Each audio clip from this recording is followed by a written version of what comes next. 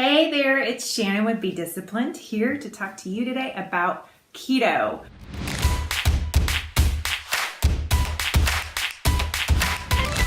Some people who abruptly cut carbohydrates will experience what is called the keto flu. Keto flu is very real, it's very normal, and you will not die. But you will not die. So, some symptoms of this keto flu are fatigue. You're tired. Your body, it takes some time, to figure out, like, no more carbs, no more glucose.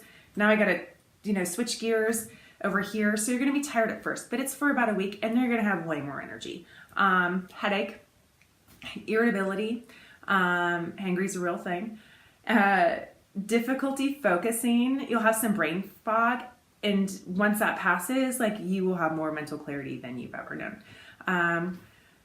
Dizziness, sugar cravings most likely, but that's kind of a duh, right? Some people get a little nauseous, and then you might have some muscle cramps as well. And that's from the loss of electrolytes.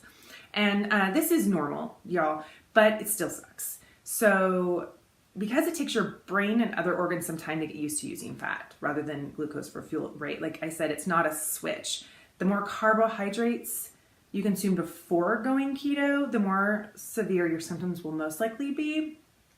But the good news is it generally only lasts about a week. The best way to avoid it, I would suggest, is to gradually reduce the amount of carbohydrates that you intake rather than going from normal diet to strict keto. I'm going 40 grams. So for instance, if you currently consume about 225 grams of carbohydrates per day, which it may sound high to you, but that's the average for women. The average for men is 300 grams per day in the US.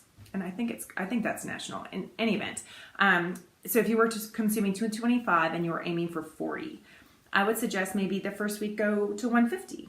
This is still a pretty big decrease, and then maybe then 100, and then maybe go to 60, then 40, or, stair step it down. So that will definitely help ward off that keto flu. Otherwise, if you're all in, just, white knuckle it, it's only a week. That's bad advice. Just consult a doctor first.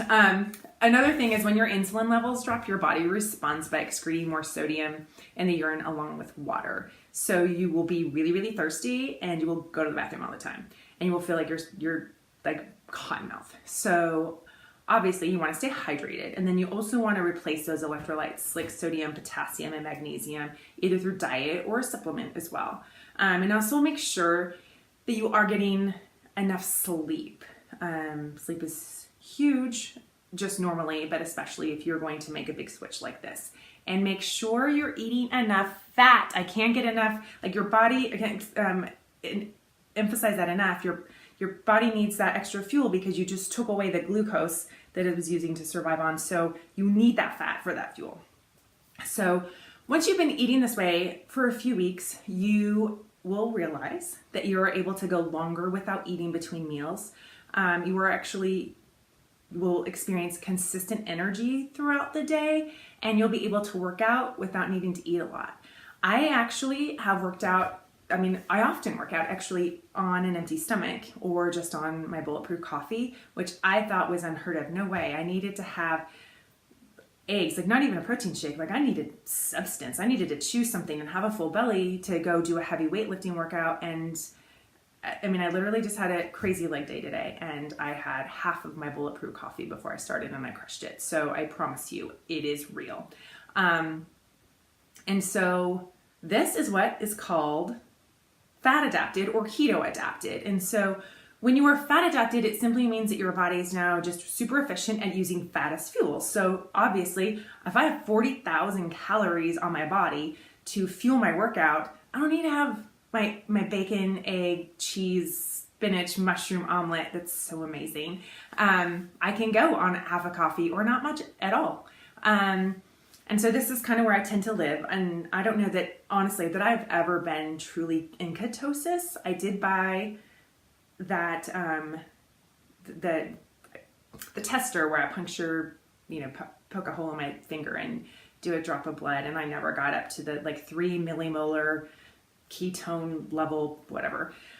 But I am pretty adapted. So that means that I can have a few more carbs for a day or two. And then when I go back to a more traditional keto way of eating, my body is still super efficient at burning fat for fuel. So that adapted state is kind of just, I don't know, in my mind, it's nirvana, because I don't have to be like strict on anything. I don't have to count my macros. I kind of just know at this point. I would suggest, though, definitely counting your macros. It's not that tedious, really, I promise, and you get really efficient at it. And if you have any questions, please let me know. So there you have it. There is the skinny on the fat, known as keto. Again, drop me a line with questions. And if there are any other nutrition and health related topics that you'd like me to discuss, please send me a message. I would love to know what you'd like to hear about. Until next time, be disciplined and have a blessed day. Thanks.